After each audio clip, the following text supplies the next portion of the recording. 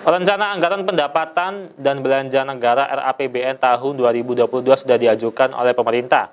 Dalam RAPBN tahun ini, tema fiskal yang diusung pemerintah yaitu pemulihan ekonomi dan reformasi struktural di masa pandemi COVID-19. Tahun 2022 menjadi fundamental dalam membawa defisit negara di bawah 3% dari produk domestik bruto atau PDB di tahun 2023 nanti. Rencana Anggaran Pendapatan dan Belanja Negara RAPBN tahun 2022 sudah diajukan oleh pemerintah. Dalam RAPBN tahun ini, tema fiskal yang diusung pemerintah yaitu pemulihan ekonomi dan reformasi struktural di masa pandemi COVID-19.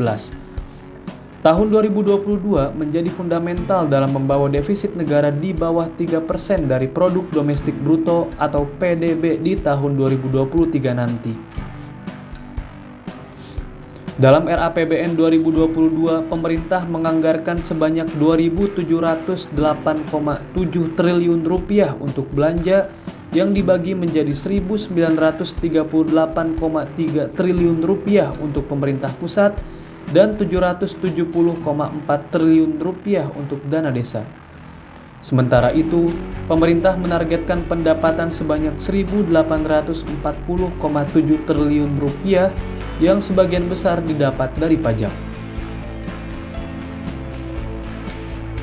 Guna mendukung pemulihan sosial ekonomi menuju kondisi normal, diperlukan strategi kebijakan fiskal ekspansif konsolidatif yang tercermin dari defisit anggaran sebesar 4,85% terhadap PDB. Dalam upaya penanganan COVID-19, RAPBN 2022 memberikan anggaran kesehatan sebanyak 255,3 triliun rupiah dengan cakupan sebagai berikut.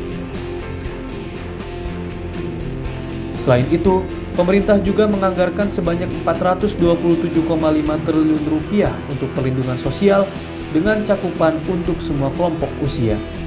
Alokasi Perlinsos 2022 ini berpotensi meningkat seiring dengan penanganan dampak pandemi COVID-19. Untuk anggaran pendidikan, pemerintah siapkan dana sebesar 541,7 triliun rupiah dengan pemanfaatan untuk siswa bidik misi, program Indonesia Pintar, bantuan operasional sekolah, dan beasiswa LPDP.